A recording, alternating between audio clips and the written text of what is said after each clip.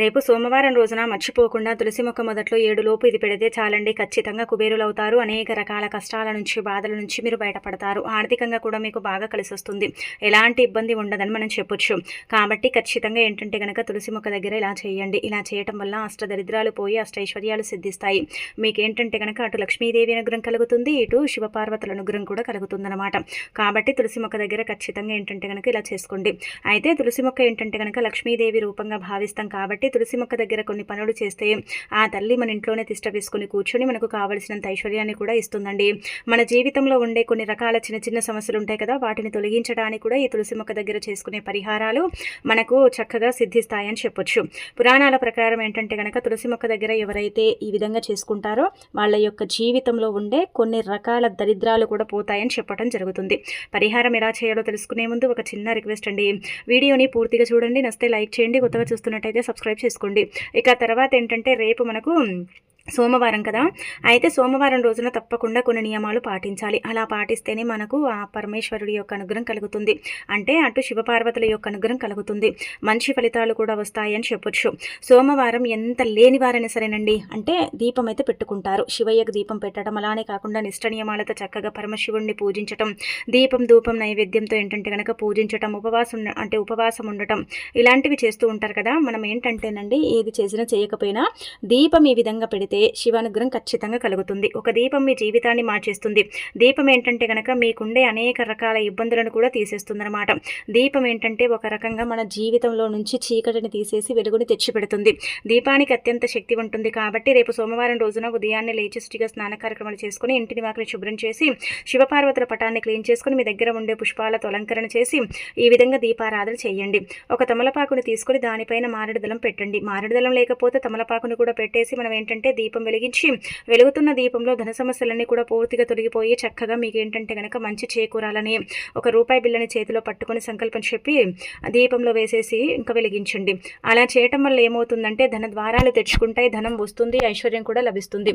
అన్ని విధాలుగా కూడా మీకు బాగా కలిసి వస్తుందని చెప్పొచ్చు. కాబట్టి రూపాయి బిల్లను వేసేసి మీరు దీపారాధన చేసుకోండి. ఆ తర్వాత ఇంకొకటి ఏంటంటే గనక దీపం కొండెక్కిన తర్వాత ఆ రూపాయి బిల్లని తీసి చక్కగా తుడిచి ఎవరికైనా సరేనండి, పేదవారు ఉంటారు కదండి, వాళ్లకు దానం చేయండి. అయితే ఈ వస్తువుని వేసి వెలిగించండి, ఈ విధంగా జరుగుతుంది, ఆ వస్తువుని వేసి వెలిగించండి, ఆ విధంగా జరుగుతుందని కాదండి. శాస్త్రాల్లో ఏంటంటే కనుక దీపంలో కొన్ని వస్తువులను వేసి వెలిగించడం వల్ల మంచి చేకూరుతుందని చెప్పడం జరుగుతుందన్నమాట. అందుకే మరి మీరు కూడా మీకు మంచి జరగాలంటే ఈ విధంగా చేసుకోండి. అయితే ఈ విధంగా ఏంటంటే కనుక సోమవారం దీపం పెడితే మంచిదండి. ముఖ్యంగా వచ్చేసి మనము చిటికెడు బెల్లాన్ని వేసి దీపారాధన చేస్తే భూలాభం కలుగుతుంది, పరమశివుడి యొక్క అనుగ్రహం కలుగుతుంది. లవంగాన్ని వేసి దీపం పెడితే ఏంటంటే గనక కష్టాలు పోతాయి. యాలక్కాయని వేసి దీపం పెడితే దైవానుగ్రహం కలుగుతుంది. ఇలా రకరకాలుగా మనకి ఏంటంటే గనక దైవానుగ్రహం కలగటానికి అవకాశం ఉంటుంది. మన జీవితంలో ఉండే కొన్ని రకాల కష్టాలను తీసేసుకోవటానికి కూడా అవకాశం ఉంటుంది. కాబట్టి మీరేంటంటే సోమవారం రోజున ఉదయం 7 నుంచి మొదలుకొని 9 గంటల 45 నిమిషాల మధ్య ప్రాంతంలో దీపం పెడితే మంచిది. ఆ తర్వాత కూడా పెట్టొచ్చు, కానీ సమయాలలో పెట్టుకుంటే మంచిది. సాయంత్రం 6 నుంచి మొదలుకొని 7 గంటల లోపు ఎప్పుడైనా దీపారాధన చేసేసుకోవచ్చు. ఆ విధంగా కూడా ఫలితాలు వస్తాయి. కాబట్టి ఇంకా ఈ విధంగా పాటించుకోండి. ఆ తర్వాత తులసి మొక్క దగ్గర ఇప్పుడు చెప్పే విధంగా ఈ పరిహారం చేయండి. ఇది ఉదయం కానీ సాయంత్రం కానీ ఎప్పుడైనా చేయొచ్చు.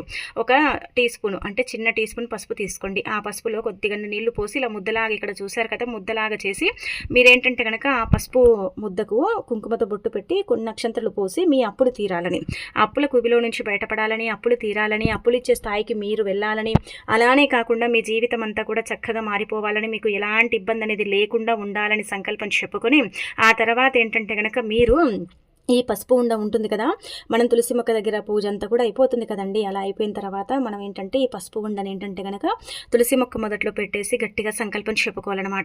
అప్పు తీరాలి, అప్పుల కుబిలో నుంచి బయటపడాలి, అప్పు అనేది ఉండకూడదు, అప్పు అనేది ఏంటంటే కనుక మనమే ఇచ్చే స్టేజ్కి వెళ్ళాలి అన్నట్టుగా సంకల్పం చెప్పుకోండి. ఇది 7 లోపు పెట్టండి. సాయంత్రం అయితే, ఉదయం అయితే మీ ఇష్టానికి తగ్గట్టుగా మీరు ఎప్పుడు పెట్టినా కానీ ఫలితం వస్తుంది. ఇంకా దీన్ని తీయాల్సిన అవసరం లేదు, అలాగే పెట్టేసి వదిలేయండి. నీళ్లు పోసే కొద్దీ పసుపు అంతా కూడా మట్టిలో కలిసిపోతుంది కదా.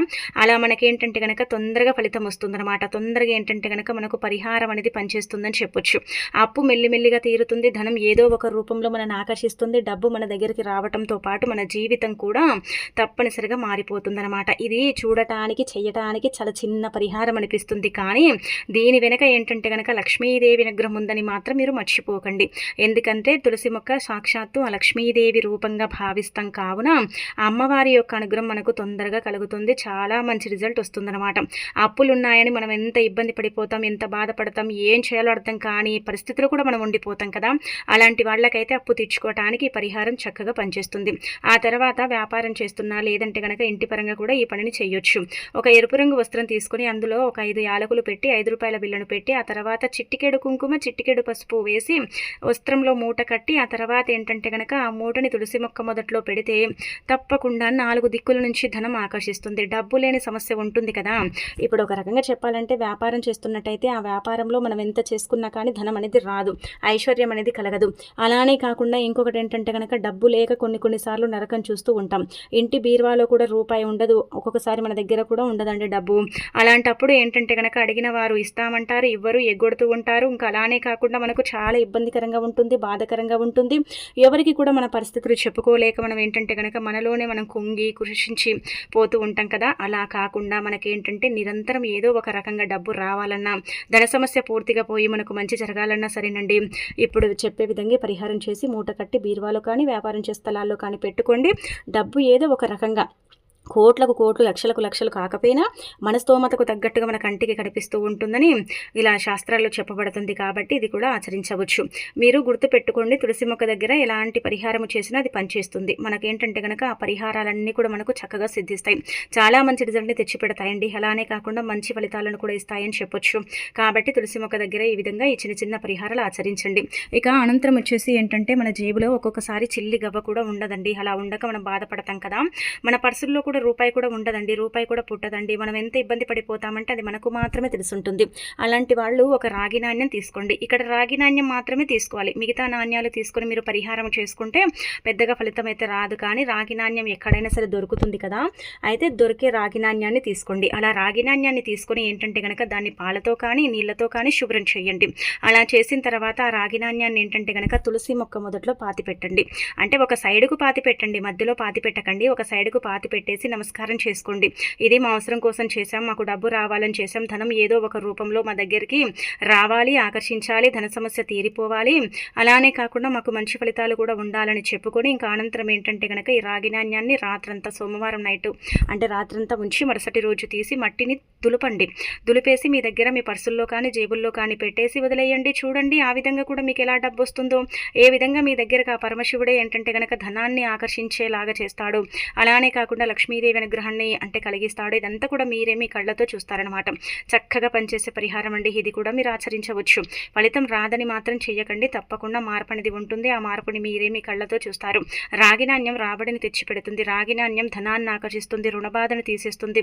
డబ్బు లేక నరకం చూసేవారికి ఏదో ఒక రూపంలో డబ్బును ఏంటంటే కనుక ఆకర్షించేలాగా చేస్తుందన్నమాట. రాగి నాణ్యానికి అతీత శక్తి ఉంటుందండి. రాగి నాణ్యం పూర్వకాలంలో మన పూర్వీకులు మునులు సాధువులు సిద్ధులు ఏంటంటే కనుక రాగి నాణ్యాన్ని ఇలా పూజించి పర్సులో పెట్టుకునేవారు, లేదంటే వాళ్ళ దగ్గర దాచుకునేవాళ్ళు. వాళ్ళతో పాటు రాగి నాణ్యాన్ని ఉంచుకునేవారు. కాబట్టి వాళ్లకు మంచి ఫలితాలు వచ్చేవన్నమాట. అలానే కాకుండా వాళ్ళు శుభ ఫలితాలను కూడా చూశారని చెప్పొచ్చు. కాబట్టి మీరు కూడా ఇలా రాగి నాణ్యంతో ఏంటంటే కనుక పరిహారం చేయండి. కొంతమంది డబ్బు అంటే రావట్లేదని పర్సులు మారుస్తూ ఉంటారు, కానీ పర్సులది మిస్టేక్ అయితే కాదు. మన దగ్గర ఏంటంటే మన కొన్నిసార్లు ధన ద్వారాలు మూసుకుపోయి ధనం సరిగ్గా రాక మనం ఇబ్బంది పడుతూ ఉంటాం కదా, బాధపడుతూ ఉంటాం కదా. అలాంటి సిచ్యువేషన్స్లో ఏంటంటే కనుక ఈ రాగి నాణ్యం మనకు ఉపయోగపడుతుంది. ఈ రాగి నాణ్యమే ఏంటంటే కనుక లక్ష్మీదేవి అనుగ్రహం కలిగి ఏదో ఒక రూపంలో ధనం అనేది వచ్చేలాగా చేయడానికి ఉపయోగపడుతుంది. కాబట్టి ప్రయత్నించండి. ఆ తర్వాత ఇంకొకటి ఏంటంటే కనుక తులసి మొక్క వేరుతో ఇప్పుడు చెప్పే విధంగా ఇంకొక పరిహారం చేయండి. ఇది కూడా చాలా చాలా శక్తివంతమైన పరిహారం. ఈ పరిహారం ఏం చేస్తుందంటే మన మీద చాతబడి జరిగిన ఎవరైనా సరేనండి, మనం అంటే గిట్టని వారు మన మీద ఏంటంటే కనుక ప్రయోగాలు చేస్తూ ఉంటారు. మనం వీరు చేశారు వారు చేశారని చెప్పట్లేదు, కానీ తులసి మొక్క దగ్గర మాత్రం ఈ విధంగా పరిహారం చేసుకుంటే మీ మీద ఉండే చెడిపోతుంది. మనకు యంత్రం కావాలి, అలానే కాకుండా తులసి వేర్లు ఉంటాయి కదా, అవి కావాలన్నమాట. అయితే చాలా మందికి తెలియని విషయం ఏంటంటే కనుక తులసి మొక్క వేర్లు ఉంటాయి కదా, అవి అతీత శక్తివంతమైనవండి. అవి చాలా పవర్ని కలిగి ఉంటాయి అనమాట, చాలా శక్తితో కూడుకొని ఉంటాయి. కాబట్టి తులసి మొక్క వేర్లు ఒక 2-3 ఎలాగైనా సరే స్వీకరించి తెచ్చుకోండి. మనం పూజించే తులసి మొక్క వేర్లు తీసుకోవాలని రూల్ లేదు. మీరు పూజించకుండా కూడా తులసి మొక్క వేర్లు ఉంటాయి కదా, అవి కూడా మీరు తీసుకోవచ్చు. అవి కూడా మీరు ఏంటంటే కనుక స్వీకరించవచ్చు అనమాట. ఎలా అంటే కనుక ఒక చెంబుడు నీటిని సమర్పించి మా అవసరం కోసం మేము తులసి మొక్క వేర్లను తీసుకుంటున్నామని సంకల్పం చెప్పుకొని ఆ తర్వాత ఇప్పుడు చెప్పే విధంగా చేయండి. మనకేంటంటే పదే పదే అండి అనారోగ్య సమస్యలు వస్తాయి, ఆరోగ్యం సరిగ్గా ఉండదు, ఎంత ఎక్కడికి వెళ్ళి ఏం చేయించుకున్నా ఏం చూయించుకున్నా డబ్బు ఖర్చు అవుతుంది, కానీ ఆరోగ్యం మాత్రం మనకు నిలకడగా ఉండదు. మనం ఇబ్బంది పడిపోతూ ఉంటాం, బాధపడుతూ ఉంటాం, ఏం చేయాలో అర్థం కాదు కదా. అయితే అలాంటి వాళ్ళకి ఏంటంటే కనుక ఈ పరిహారం చక్కగా పనిచేస్తుంది. ఈ తులసి మొక్క వేర్లు ఏంటంటే అతీత శక్తివంతమైనవండి. ఇవి చెడుని తీసేయటానికి, మంచిని తెచ్చిపెట్టడానికి, మనలో ఉండే కారాత్మక శక్తులన్నీ కూడా అంటే వెళ్ళిపోవటానికి, మన మీద జరిగిన చెడు ప్రయోగం అంటే మనకు చెప్పి ఎవరు చెడు ప్రయోగాలు చెయ్యరు. కొంతమంది ఏంటంటే కనుక ముందుగానే ఏంటంటే చెడు ప్రయోగాలు జరుగుతున్నాయని వాటిని అంటే తొందరగా ఏంటంటే కనుక అవి దగ్గరికి రాకుండా కొన్ని పరిహారాలు చేసుకుంటాం. కొంతమంది ఏంటంటే మూఢనమ్మకాలని చాలామంది పట్టించుకోకుండా అలాగే ఉంటారు కదా. అయితే అలా ఉన్నప్పటికీ కూడా ఏంటంటే వీళ్ళ మీద చెడు ప్రయోగాలు చేయటం, ఇబ్బందిగా ఉండటం, ఏదైనా గాలి రూపంలో వచ్చి తాకటం, కొంచెం ఏంటంటే బాధగా ఉండటం, ఏంటో తెలియని ఒక అయోమయ పరిస్థితి, అంటే మనం ఒక్కొక్కసారి కోప్పడటం, ఏడవటం, ఇదంతా కూడా మనం చేస్తూ ఉంటాం. ఎవరైనా ఏదైనా చేస్తే మనం చాలా వరకు కూడా దీనమైన పరిస్థితులు పడిపోతూ ఉంటాం. ఏం చేయాలో అర్థం కాదు, బాధలు ఉంటూ ఉంటాయి. అంటే ఆరోగ్యం అక్కడ సహకరించదు. అలానే కాకుండా కష్టాలు కూడా ఒకదానితో పాటు ఒకటి వస్తూ ఉంటాయి. ఎందుకో తెలియని ఒక బాధ ఉంటుంది. అయితే అలాంటప్పుడు ఏంటంటే కనుక మీకు ఎవరైనా సరే ఏదైనా చేయించారని మీకు అనుమానం ఉన్నా, సందేహం ఉన్నా, మీకు ఇబ్బంది ఉన్నా, కష్టం ఉన్నా, నష్టం ఉన్నా, బాధ ఉన్నా సరేనండి, గుర్తు పెట్టుకోండి. ఇది ఇలా తులసి మొక్క దగ్గర ఏంటంటే కనుక వేర్లను స్వీకరించండి. అలా అని తులసి మొక్క మొత్తం ఏంటంటే కనుక వేర్లని మీరు పీకి పారేయకండి. తులసి మొక్క చెట్టునే పీకి పారేయకండి, పాపం తగులుతుంది. కాబట్టి వేర్లు మాత్రమే కావాలి. నీళ్లు పోస్తే తులసమ్మ గుబురుగా ఉంటే వేర్లు బయటికి వస్తే అక్కడ నుంచి ఒక 2-3 సన్న వేర్లు తీసుకోండి. చాలా సన్నగా ఉండే వేర్లను తీసుకోండి. అలా వేర్లను తీసుకుని వాటిని శుభ్రం చేయండి. చేసిన తర్వాత కుంకుమ పసుపు కుంకుమ పసుపు పోసేసి పూజ చేసి మంచి జరగాలని గట్టిగా సంకల్పం చెప్పుకొని యంత్రం అనేది బయట మనకు మార్కెట్లో దొరుకుతుందన్నమాట. ఈ యంత్రం ఏంటంటే కనుక అతీత శక్తివంతమైనదండి. యంత్రం బయట మార్కెట్లో దొరుకుతుంది. 50 రూపాయలు 30 రూపాయలు పెడితే వస్తుంది. అది తెచ్చుకోండి. ఒక ఎరుపు రంగు తాడు, అంటే నడుము కట్టుకుంటాం కదా, ఎరుపు తాడు, నలుపు తాడు, అలా ఏ తాడు ఉంటే అది తీసుకోండి. అలా తీసేసుకున్న తర్వాత ఈ యంత్రం తెచ్చుకోండి. ఒక సైడ్ నుంచి క్యాప్ ఓపెన్ అవుతుంది. ఈ వేర్లు పూజించుకొని అందులో డైరెక్ట్గా పెట్టుకోవచ్చు. లేదంటే ఒక చిన్న కవర్ తీసుకొని పాలిథిన్ అందులో పెట్టేసి వేర్లు డైరెక్ట్గా ఏంటంటే కనుక యంత్రంలో పెట్టేసి క్యాప్ పెట్టేసి ఎరుపు రంగు తాడుతో కానీ పసుపు రంగు తాడుతో కానీ మెడలో ధరిస్తే ఖచ్చితంగా మంచి జరుగుతుంది. ఇది ధరించి ఒక రాత్రి నిద్రపోతే 2వ రోజుకు మనకు అర్థమైపోతుంది. అంటే అంత ఫలితం ఒకటేసారి ఏం రాదు, కొద్దిగా ఫలితం వస్తుంది. వెంటనే ఏంటంటే కనుక ఇలా అద్భుతాలు అయితే ఏం జరగవు. అదేం మ్యాజిక్ కాదు. అలానే కాకుండా ఏంటంటే కనుక అదేం పెద్దగా అంటే తొందరగా ఫలితాన్ని తెచ్చిపెట్టే పరిహారం అయితే కాదు. కొంచెం ఆలస్యంగా ఫలితం వస్తుంది, కానీ ఖచ్చితంగా మార్పు ఉంటుంది. ఇలా మీరు ఒక్క రాత్రి నిద్రపోయి ఆ యంత్రం ధరించి ఇంకా 2వ రోజు చూడండి, మీకే తెలిసిపోతుంది. ఏదో బరువు దిగిపోయినట్టు, ఏదో మీకు తెలియని ఒక ఆనందం, ఇలాంటివి ఏంటంటే కనుక మీలో మీకు కనిపిస్తాయి అనమాట. మీరే వాటిని చూసి ఏంటంటే షాక్ అయిపోతారని చెప్పొచ్చు. చాలా శక్తివంతమైన పరిహారం అండి. మరి ఏంటంటే కనుక మీకు ఏదైనా సరే ఇలా ఏదైనా అనారోగ్య సమస్యలు పదే ఇబ్బంది పెట్టి బాధ పెట్టి చాలా వరకు కూడా అంటే ఇలా ఇబ్బందులకు గురవుతున్నారంటే మాత్రం తప్పకుండా ఇలా ఆచరించుకోండి. ఇలా ఆచరించేసి చక్కగా రిజల్ట్ అనేది పొందండి. చిన్న పరిహారమే ఫలితం ఎక్కువగా వస్తుంది. మనం బయటికి వెళ్ళి డబ్బులు అంటే ఖర్చు పెట్టి పరిహారాలు చేసుకునే దానికంటే కూడా ఇది బెటరే కదా. ఇది మనకు పనిచేస్తుంది కదండి. ఖచ్చితంగా పనిచేస్తుంది కాదు, పనిచేస్తుంది, ఫలితం వస్తుంది, ఫలితాన్ని ఇస్తుందన్నమాట ఆ వేరు. కాబట్టి మీరు ఇంకా ఆచరించవచ్చు. ఇది చేసినట్టు ఎవరికి చెప్పకండి. ఎన్ని రోజులైనా సరే పెట్టుకోవచ్చు, మెడలో ధరించవచ్చు, జేబులో పెట్టుకోవచ్చు, మీ ఇష్టానికి తగ్గట్టుగా మీరు నడుము కూడా కట్టుకోవచ్చు. కానీ మెడలో ధరిస్తే చాలా మంచిది. మెడలో ధరించడం వల్ల ఏంటంటే కనుక మన దగ్గరికి చెడు రావాలంటే ఒక 10 సార్లు ఆలోచిస్తుంది. మనపై ఎలాంటి చెడు గాలి కానీ, చెడు నీడలు కానీ, ఎవరైనా ఏదైనా చేస్తే అది వచ్చి మనకు తాకటం కానీ ఇలాంటివి జరగకుండా ఉండాలంటే మాత్రం ఇది తప్పకుండా పనిచేస్తుందని పురాణ గ్రంథాల్లో చెప్పడం జరుగుతుంది. కాబట్టి ఇది ఆచరించేసి రిజల్ట్ అనేది పొందండి. ఎవరికి చెప్పకండి, ఎవరితో పంచుకోకండి. ఇలాంటి పరిహారాలు పంచుకోవటం వల్ల, చేయటం వల్ల ఇలా ఫలితాలు అయితే అంతగా రావు. కాబట్టి ఇది ఒకటి చూసుకోండి. ఇక తులసి మొక్క దగ్గర ఏంటంటే కనుక ఈ విధంగా చేసేసుకోండి, సరిపోతుంది. అలానే కాకుండా సోమవారం కావచ్చు, మిగతా వారాల్లో కావచ్చు, ముఖ్యమైన పనుల కోసం మనం బయటికి వెళుతూ ఉంటాము.